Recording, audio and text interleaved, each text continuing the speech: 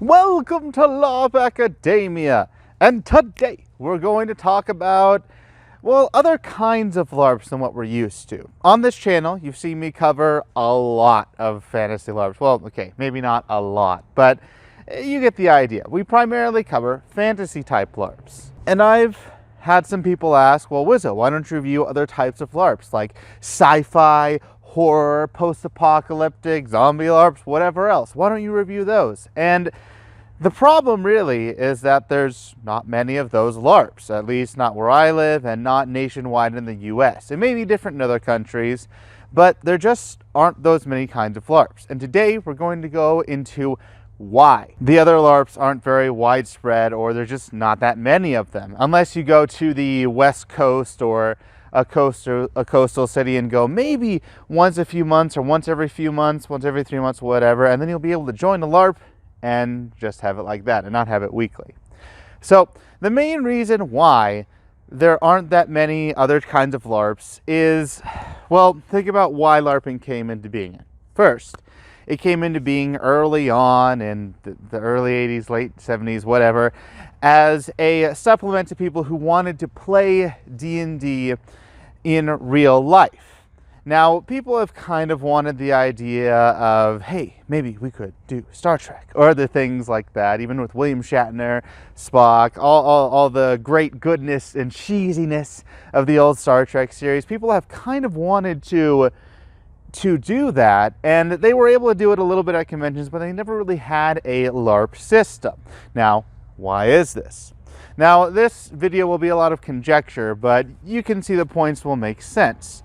The main reason is that, for Sci-Fi at least, it didn't really have a good tabletop system. Yeah, it had some systems like Traveler, if you're familiar with that, but let's be honest here, D&D was a much more robust system that people could work with. They could start out playing, all right, I'm going to play this character, I'm going to get experience, I'm going to level this way, I'm going to get these items, I have this system that I can actually do stuff with, and it's perfectly fine. Having a system to play off of made it so that fantasy LARPs were a lot easier to do.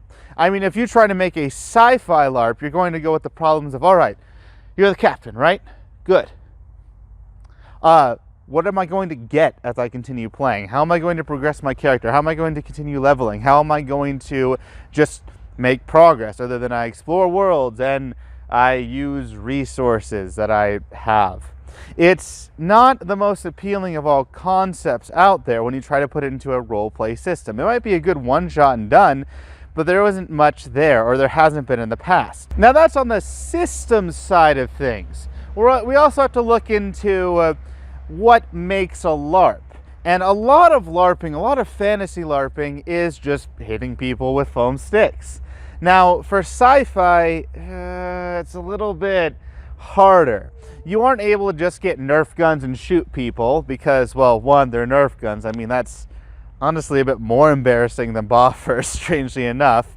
And even if you shoot someone with a Nerf gun, it feels like you're shooting a gun instead of a laser pistol or something sci-fi-ish. Simulating a ship, that's also extraordinarily hard. People didn't really have any good templates to go off of back then on how to make sure everyone was able to feel like they were doing something. There wasn't a very good template for them to work from. And with LARPing for fantasy, there was a very good template called D&D.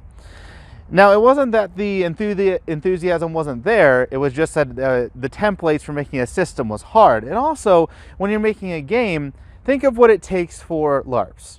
Some LARPs are dedicated around the idea of, hey, you have a stick, good little Timmy, go and hit this other person. And then that's all they do.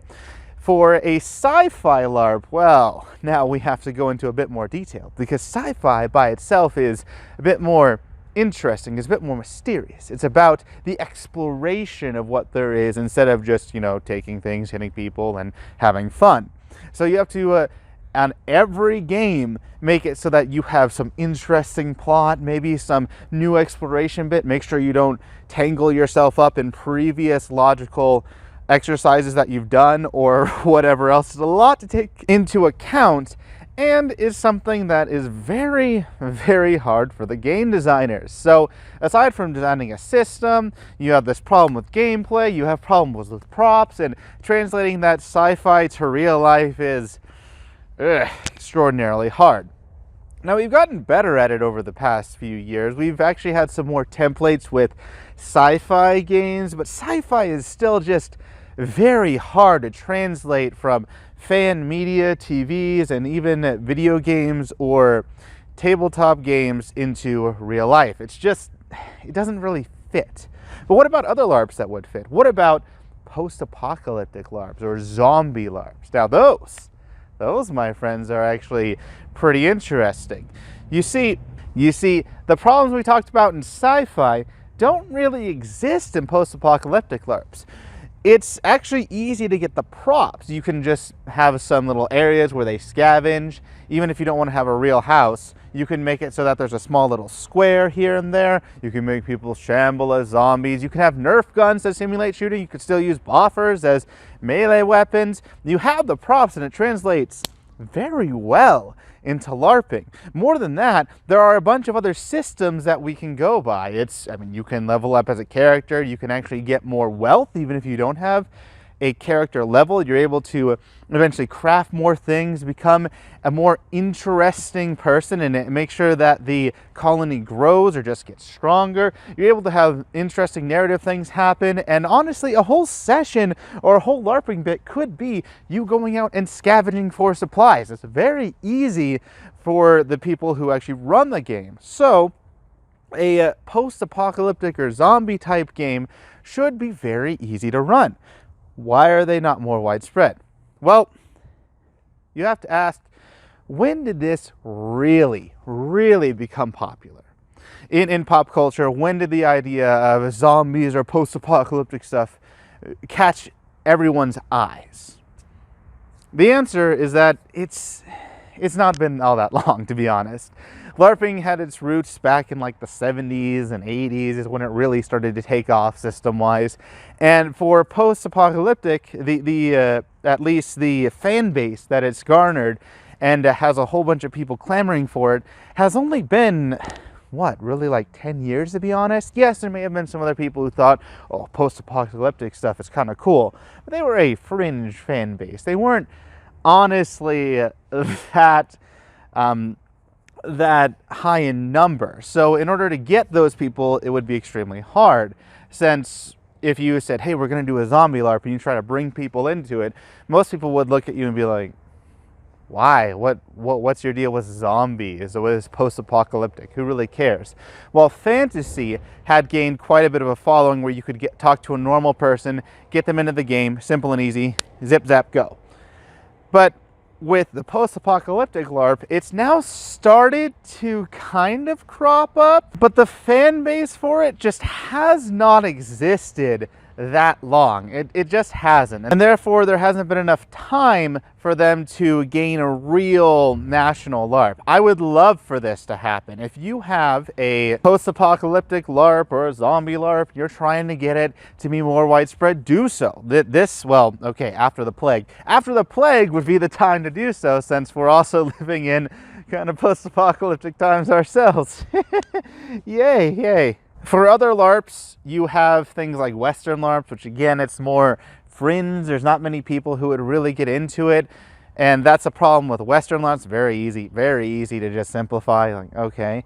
And that's for other strange types of LARPs out there. For other LARPs that you think might do well, mystery or horror LARPs, well, we kind of have that more widespread now, but it's not in the traditional sense, or in the sense that you would think.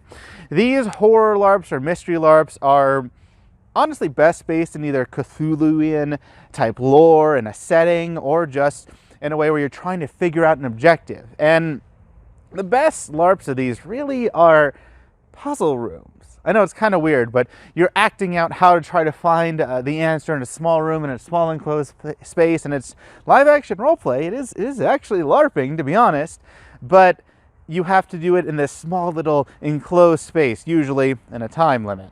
But with these LARPs, the nature of them is not that you're developing a character or pushing forth a narrative. You might be solving a problem and in all likelihood your character will probably die, especially if it's a Cthulhuian setting, but your character won't really progress as much, and it's harder to retain an audience. You've seen some people who probably go to a puzzle room like, oh yeah, that's great, this puzzle room's fun. How many times have they done it? Have they done it once a week for 3 months, which means 12 times? Probably not. And even if the puzzle room was changed here and there, retaining that same group of people over a year, that's very difficult. So the mystique and the mental stimulation is not really enough to garner an audience. And that's kind of the problem with mystery or even horror type LARPs. So for why there aren't many other different popular types of LARPs, it could be that either A, they have a fringe fan base that's not very popular and hard to get people into. It could be two, that they have a terrible system or not really much of a framework to go off of. Or thirdly, it could be that it doesn't transfer really well from that media to real life. And I would love to see more LARPs out there. It's just very hard. And recently we have come up with new ideas and ways to make this happen. Again, with the post-apocalyptic and zombie LARPs, and people actually have come up with different ideas, trying to make it more mainstream. That'd be awesome. For sci-fi, it's definitely still a work in progress. Due to the nature of it, it would be extremely hard, but there are people trying. So keep your eyes out on these new types of LARPs. You might find something new that interests you in the future. Those are my theories as to why there aren't those many different types of LARPs out there. I'm hoping that next year I'll be able to get a bit more into a post-apocalyptic LARP that's kind of around me. We'll see if it's still there. Hopefully it'll be a weekly thing that'll be going on, and I'll be able to give you a bit more of an idea on how these LARPs function and what you can do to make it happen in your area. So stay tuned for that. Don't forget to like, subscribe, and ring that notification bell so you can stay informed on that and all other things LARP in the future. But once again, I'd love to hear what you think in the comments below. Why do you think fantasy LARPs are the only real LARPs that have taken off? Do you think my ideas hold some weight, or are they just sheer conspiracy conjecture? I would love to hear your thoughts. Until next time, keep LARPing!